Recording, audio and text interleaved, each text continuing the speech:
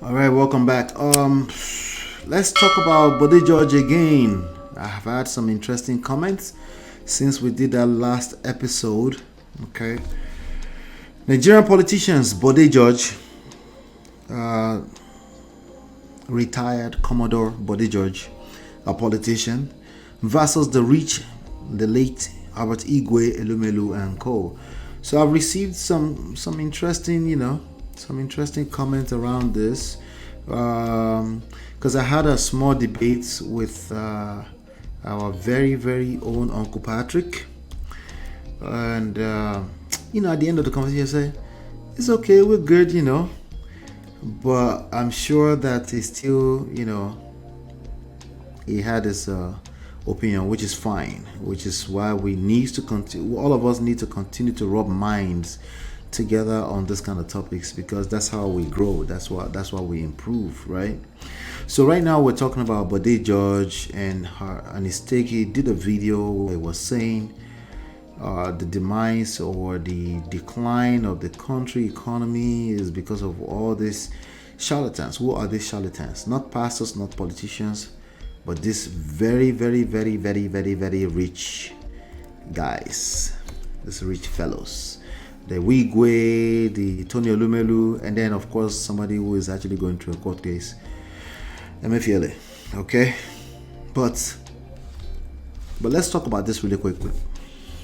So there's some comments that came in, and I wanted to address some very interesting take on it. I see Denny Freshmans says, okay, you know what? Let me just go there and let's go through it really quickly, and then we end the show with this. Like I said, we're gonna keep it short and concise since I'm on the road. My internets are not the best, so. Rob Peter to help Paul. Nigerians' way of life. They do what they gotta do. You're right. Policies have to change. Thank you, Nikki. That's what she said. Shout out to Shil Mama, one of our sponsors. She said, mindset thing. And thank you, Uncle Patrick, for joining in, letting us reflect on this wake-up call.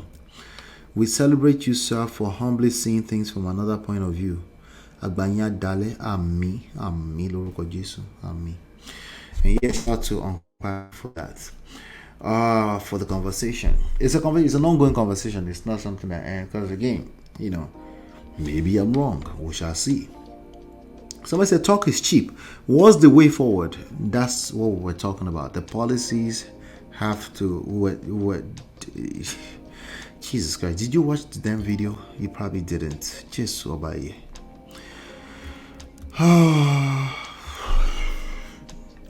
When you don't watch the video and I catch you, you go collect.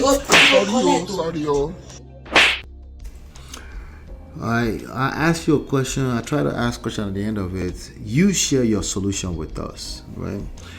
But I think it's also possible that Agoyo is talking about Bode George. Bode George is basically saying, these are the talk. So maybe that's what you're saying. So shout out to you. That's what you're saying.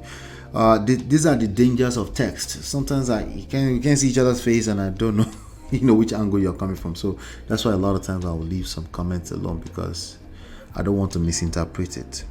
So if that's what you're talking about, I appreciate you, because that's the angle we're trying to see things from in this conversation. Everybody knows how to spell out the problem. Do they have a solution? Also, talk is cheap. What companies? One of the questions I asked on Sharp Edge News TV yesterday is that, because Baba Bode George is asking, what is the factory here? Access Bank? And I say, okay, does Baba Bode George, does he have a factory somewhere that I don't know about? It's possible. If there's a factory somewhere that I don't know about, I would like to know. Please let us know. The only thing I knew he did was, it was a politician. He was a military man transferred to politician, and that's what I know. But there might be more to it that I don't know, But as as compared to the Elumelus and them, they might have mob type activities going on behind the situation with the currency, but they do have. Access Bank is in fact a type of factory. They offer banking services there, and we're not just gonna talk and pretend like that's not the reality. Someone said, why is it that when people come online, they keep talking aloud to themselves, giving the impression that they are not prepared? It is very annoying. I am not sure. Reference, tell us some names with your full chest. Thank you. My take is, no matter what Yoro and Fulani do, hate Igbo as much as you can. Your money will still end in their hands. You steal the crude Abi, but then you will build house, drink medicine, but spare parts, cars, transport. Igbo man takes back what you stole.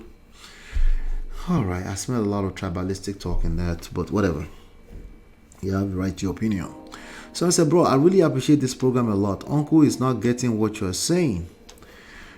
Because of his own experience, you have laid all we need for things to start to change. Reorientation, which is very expensive, which is a solution that we offered.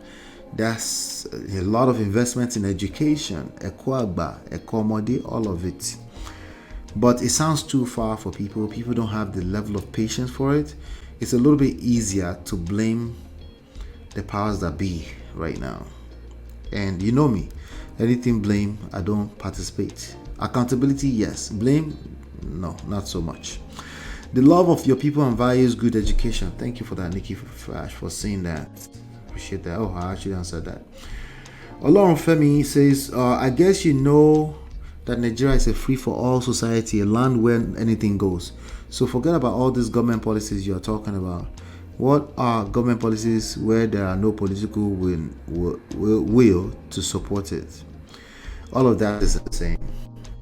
We're not disagreeing there at all. But no, we're not going to just leave it in the hands of miracle and fate again. If that's what you're suggesting, that's not going to work. That's going to hurt your children of children of children. So either you realize that or not, everything that's going on right now is not sustainable, period.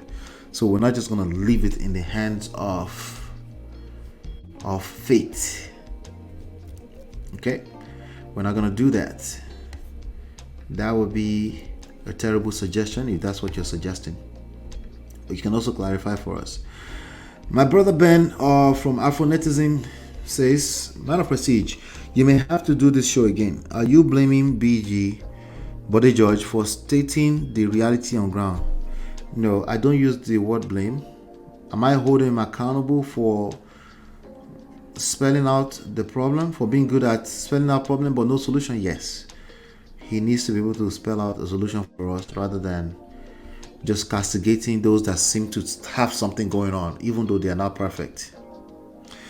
You can't blame just Emefiele, Tinubu, and what's his name, Elumelu, and the late Wigwe. You can't blame them for the reality on ground. If you have to blame anything for the reality on ground, we have to blame policies, not persons. I said that in the show. What I'm getting from your analysis is that these bank executives are doing the right thing. No. What I always said is that you are right, but there's more to this conversation than right. And also, I feel you're putting the blame on Nigerians. I don't blame. I don't do that. I generally don't do that. But maybe there's something I said that sounds like it. Maybe I'm hearing a different thing. Thank you, Uncle Patrick, for speaking the truth. And thank you, MOP, for your analysis as always. Yes, you might be hearing a different thing. It's possible. Holding ourselves accountable can come off as we're blaming ourselves. That can be a tricky thing. That's something we need to continue to talk about. But that's all I have for you on today's show.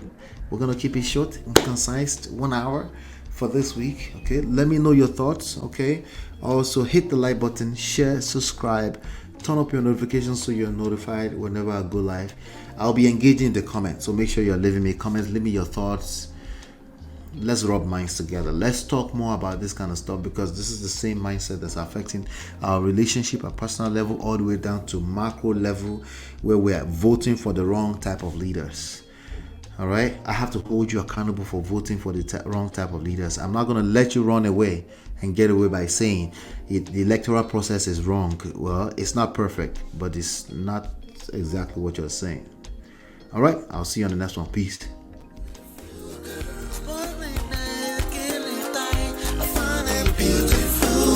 It's your love that I've been missing. I miss all your hugs, your touching and kissing. Me love on the floor, the couch in the kitchen. one love enough.